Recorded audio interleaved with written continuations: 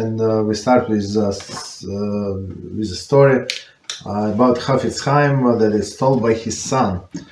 And the next story is between man and his creator. It's not a story it's like the whole section, and the story is no taint of sin. Okay. At the funeral of my father, of blessed memory, someone related the following in the name of his father-in-law, who had served as Rav in a certain town, which my father visited in his younger years to sell his Sefer. At the outset of the visit, my father gave a Rav his money purse for a safekeeping.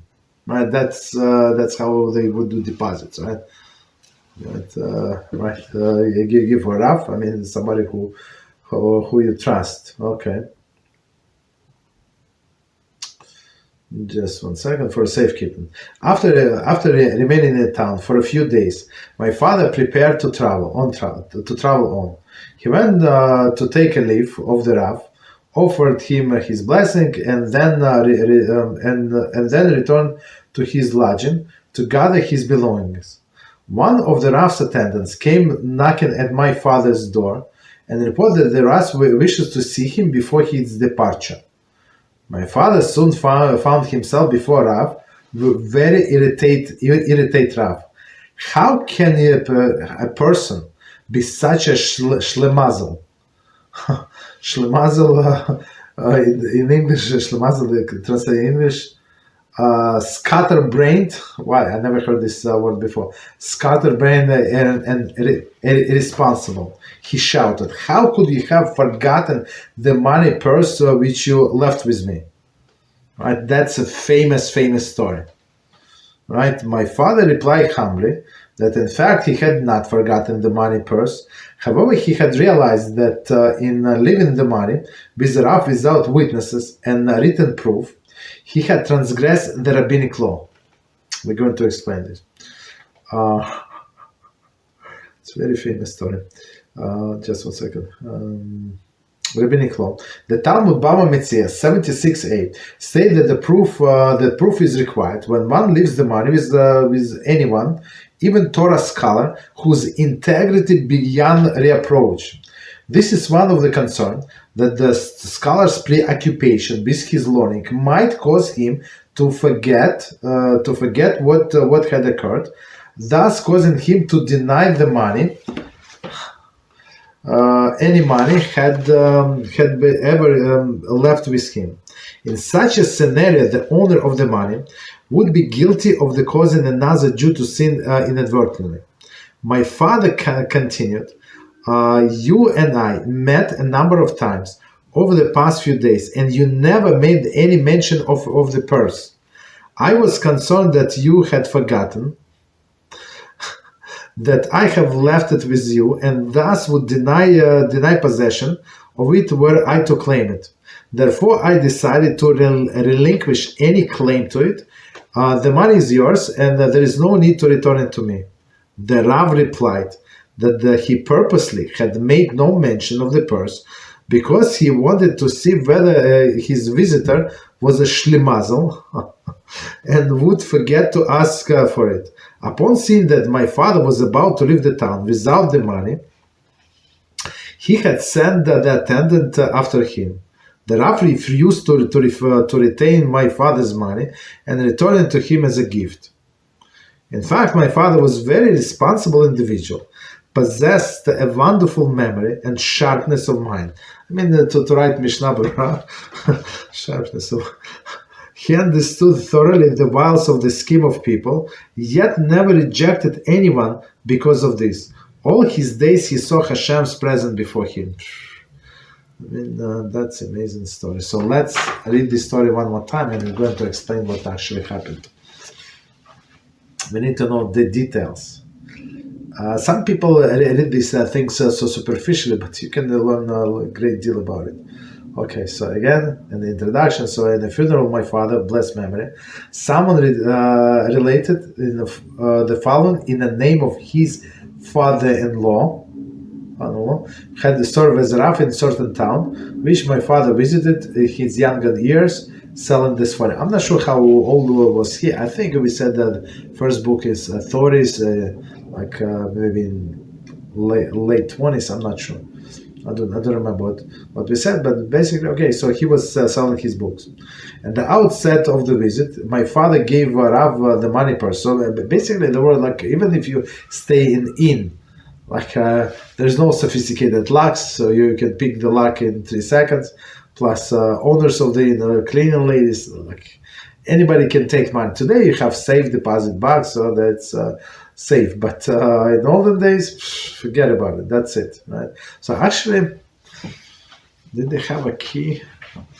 I don't remember. So once we were, like, a long time ago, we were going to a hotel, and we locked, I would say, like, accidentally, or it was preset, or whatever happened. So, but we did not enter the code, so we did not know the code. So guess what? We called to the downstairs, right? They sent the guy, and he had the key, and he opened in 3.5 seconds. So all these electronic locks, it's such embarrassment to the security. I mean, they validated that we actually, it's our driver license, this and that, but they opened in very, very simply, right? Very interesting. It was a key. So it was a mechanical key from I don't know, from the side. I don't remember how he opened, but he did open. Okay. So, but in olden days, there was no such a thing. So you give to supposedly the most religious person in the town, who? The rabbi. Right. So he came to the town and left the money with the rabbi. After remaining in the town for a few days, my father prepared to travel. He went to take leave of Rav. So yeah, it's a respectful manner. So you had to go and say goodbye to the people. Okay, offer his blessing and then return to his lodging, gather his belongings together. Right. So he said, say goodbye to Rav, and he was ready to leave. So now that we know the end of the story, so can you imagine? So he already said goodbye to the money. Right, Chofetz Chaim, and he went anyway to say goodbye to that person, right, to see what happens. Please, I'm not sure if he went there to see what happens, but still, we have to give a chance to a person. Maybe he had a strong Deceit, right? That as it says in the Bava Metzia in the Talmud, that you cannot trust. You cannot trust. It's not like that the person is crooked. It's not. He's not crooked. But don't put a stumbling block in front of the blind, so he would say, "Oh, that's opportunity of lifetime." This Shlemazel, as they call him, he does not have witnesses. He does not have any proofs. Like I can basically leave money to myself. So right. So don't put a stumbling block in front of the blind. Right. Right. Once Rav one of Rav's attendant. So he went to his hotel room. Once of the Rav's attendant came knocking at my father's door to report that Rav wishes to see him before his departure. Okay. My father soon found himself before a very irate Rav. Sorry. How can a person be such a shlemazel? It's a Yiddish word, right? Shlemazel. So they call it like a stupid person, like irresponsible, basically. He shouted, "How could you have forgotten the money purse with which you left with me?" Right? Like, it's good claim, right? Legitimate claim. So you gave me for a safekeeping and you never took it back. What is it? My father replied humbly that in fact he did not forget the money. However, he realized that the leaving the money with Rav without witnesses or written proof, he had transgressed the rabbinic law. You see, I heard this story not from the book, but from somebody else, a little different. So the story was, and that detail makes much more sense for me personally. Why? Because it says that it was on Erev Shabbos, and Chofetz Chaim got delayed somewhere, and he came and it was very late. So basically, there were no time, like everybody's running around, and you come. Some people have a lot of free time. I don't know, and sometimes they call me on the Friday afternoon. I mean, are you normal or erev Chag, like before holiday on a day? Like, you serious? So you think I'm going to, like, I have time for that? Absolutely not. I don't. But some people, right? So if you come to me and ask me for a favor, you knock at my door. So I would be like everybody like under pressure. So right. So meaning. He's under pressure. Chofetz Chaim under pressure. Rabbi is under pressure. So they forgot. I mean, Chofetz Chaim did not have time, or he was confused. Like, whatever happened, right? So they did not have witnesses or any written note. So that's what happened. So I think with that part, with that additional details, this story makes perfect sense. Okay.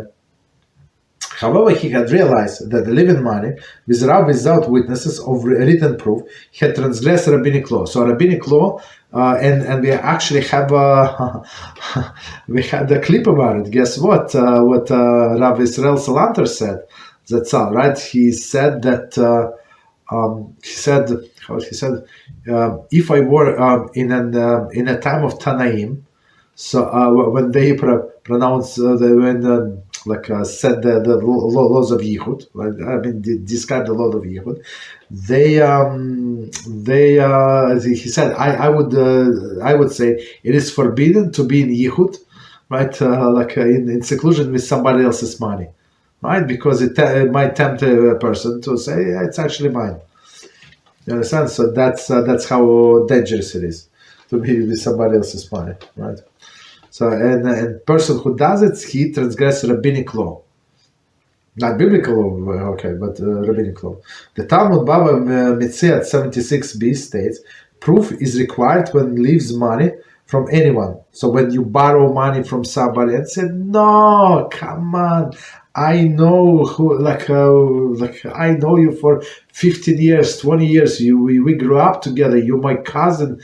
You're my brother. You're my this. You're my that. What if you're going to teach me, cheat me? There is no justice in the world. I would not believe in Hashem. So, and even though they say all of these amazing statements, so it's obligation upon us. So yeah, of course we're sure that we want to pay back, and we have money, but in another place, the stock did not mature, bonded, whatever. Right? You're going to get this money in 5 days. Still, you're obligated, absolutely obligated, to write some kind of document, written proof, right, and sign and date, right, or have two witnesses. Something not allowed. Doesn't matter what they say. I trust you, even if you don't pay me. Whatever they say, it's irrelevant because it is a law. Okay, so again, the Talmud said that proof is required when leaves money with someone, anyone, even so, or lending money to someone. Even the Torah scholars whose integrity beyond reproach. So in some cases, for example, in the cases of when somebody found an object, and it's a standard object, so it's not like it is a handmade, like in olden days, right? It's handmade, but if it's new, so and all the same, some kind of pictures or parts, like standard form, so you cannot tell them apart. So you can take it because he would not be able to describe it. But Halacha says if it was used. So meaning that there's tear wear, something, right? Right, and it says so if it's Talmid Chacham, and he comes and say, I recognize it. Say I cannot describe it to you, but I recognize it. Mine, you have to give it to him. Right? So why? Because of their integrity. All other people, forget it. Right? But these Talmidei Chachamim, they have amazing integrity. Right, we trust him. This is one of, I think it's the best example. But here, but in this case, small vessels or even not small vessels, that's one thing. But here, in the case of the money, they say not even Talmidei Chachamim, not even the pure crystal clear people. This is out of the concern that the scholar's preoccupation with his learning might cause him to forget that what had occurred. So we not suspect him, of course, that he might get carried away with by Yetzer Hara, but okay, he was busy. His mind is not there, right? And right, his mind is wandering in his learning, and he will forget and he will deny the loan or the deposit. 1 second. Continue. Right, and in such a scenario, the owner of the money would be guilty causing another Jew to sin inadvertently. So, if you would produce the proof that you did leave the money with him, no problem, right? So it's very interesting. So you say that I'm such a good person, I trust this person, and he's like brother to me, and she's like sister to me. It's all good, or she's a sister to you, right? But still, it must be a written note. My father continued, you and I have met a number of times in the past days, and you never made you never made any mention of the purse. I was concerned that you have forgotten that I have left it with you, and thus would deny possession of it. Right? So meaning, Chofetz Chaim said, look, whatever I did a mistake. I acknowledge this. And we met a few times, so you did not say anything about the purse. You did not. So meaning like normal. So when you live in the town, when I have to get this purse ready, maybe it's in somewhere in the hiding or something like underground, right? Storage, whatever the hiding places. So let me just know in advance so I can get ready for you, right? So he never asked. He never asked. Right, so Chofetz Chaim assumed that he forgot. Right? Therefore, I decided to relinquish any claim to it. So, meaning, if person said, okay, so most likely I'm never going to get it back. So, meaning a relinquish claim, it could be like after 5 minutes or after 1 year, right? So, like any time in between. Right, as soon as a person realizes most likely I'm never going to get it back, that's it. So it's not his any longer. Right? So the money is yours and there is no need to return to me. That's it. So because like in his mind he relinquished the ownership. And if he would accept this money and say, right, so it would be somebody else's money. So in halakhic sense, it's like stealing, unless, as we're going to say, later on, the person wants to give you a gift. So that's a different story. You can give a gift to anybody you want. Right? The Rav replied that he purposely had made no mention of the purse because he wanted to see whether the visitor was a shlimazel and would forget to ask for it. Upon seeing my father was about to leave the town, without money, he had sent an attendant to him. So, meaning this Rav is an honest person, but he wants to teach a person a lesson, right? He wants to people be more responsible, and plus, this young Chofetz Chaim he break this halacha. Okay, the Rav refused. One second. Okay, the Rav refused to retain my father's money and return it to him as a gift. So as a gift, as I said, there is no problem. As a fact, my father was a very responsible individual, possessed a wonderful memory. I wonder if he reviewed before concluding anything in Chofetz Chaim, he said that I review all the sources available, and there is a list of the sources. If you see on the back of Mishnah Brura, right? It's not Chofetz Chaim. I mean, Chofetz Chaim is right of Kogan, Israel Meir Kogan, right? So you look at the back of the Mishnah Brura, and it's a list of maybe three or 4 pages, with a small print, the references of the books that he consulted, and he said that I consulted all of these references 25 times. And only after that I made the final decision. Sometimes he would not come to decision, but many times he did. You understand? So when people say Mishnah Brura says that, or there is another, he lists him as another opinion. So we don't. Okay. Unless it's greatest of the great, so we don't. We don't consider these people. Okay, so continue. In my father's very responsible individual, possessed wonderful memory, sharpness of mind. He understood thoroughly the wires of the schemes of the people. So meaning that it's very interesting. Like even if somebody is trying to cheat. So me personally, I don't have this. I have to work on this. So I get when I see that somebody is trying to teach me that they cheat me. So I don't take it very, very, very good. Basically, never. I mean, never. I mean, right. Yet he never rejected anyone because of this. Right, so even though the people who tried to cheat him, he still would deal with them. At all his days, he saw Hashem's presence before him. Right, so of course it's bitachon b'Hashem that Hashem. So unless Hashem would sign up, something, nothing is going to happen. We're going to stop here. Very interesting story.